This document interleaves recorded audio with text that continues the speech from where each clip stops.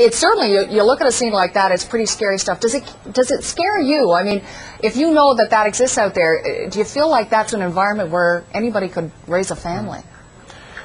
Well, I was a little surprised when I seen the video and seen how much guns that were in it, but it didn't shock me that much because I've been growing up in the neighborhood in Jane and Finch my whole life.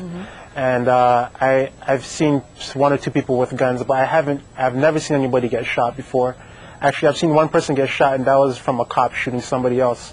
So it's not as bad as a lot of people would think it is. It's not like people walking around with guns in their hands. It's not like that.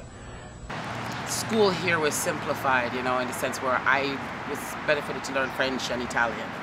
You know, my children just finished school there. My sisters, my niece, my nephews. So there's a chain reaction here, you know?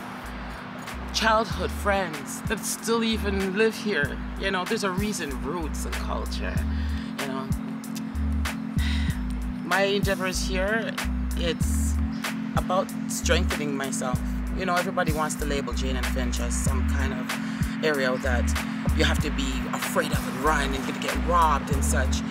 If you're taking a closer look as to the vitality here, it's a community establishment, you know, and everybody knows everybody. I could go to any facility around here. Right here we sit at the Driftwood Community Center. As a youth, I used to come here during the summers, play, you know, go to the pool and such. And still up to this day, this faculty still runs. Some of them still here operating the place, you know, and my children and extended family and friends, they still keep this place going. And so that's what keeps this place such a fundamental, you know, focus. Everybody gives their all. Everybody contributes something good to this place. And I need to be a part of that because it's home, it's my backyard, you know?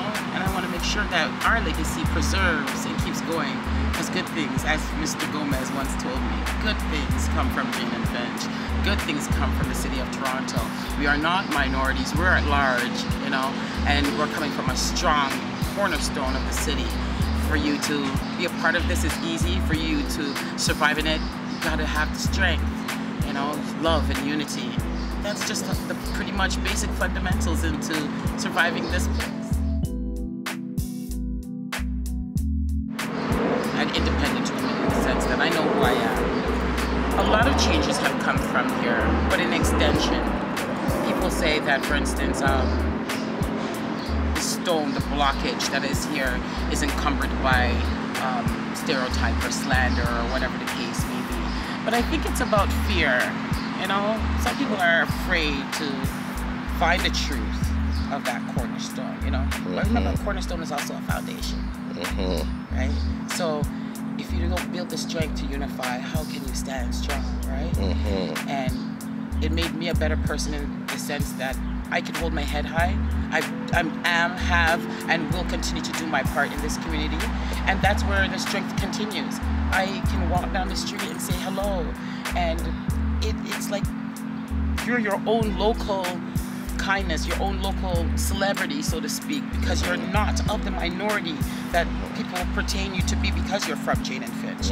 So, I mean, it makes me resilient, it makes me stronger. Vocalizing it on CHRY, for instance, was pretty much my pinnacle after graduating. And it made me reach out, you know, and let me listen as well. I'm taking in people's stories all the time, you know, and we all solve this as a community. So again, vivaciously, this rock, this cornerstone, it's always community-based. It doesn't matter your creed, your color, your background, your religion. It's who you are. And if you can define who you are, you'll be all right.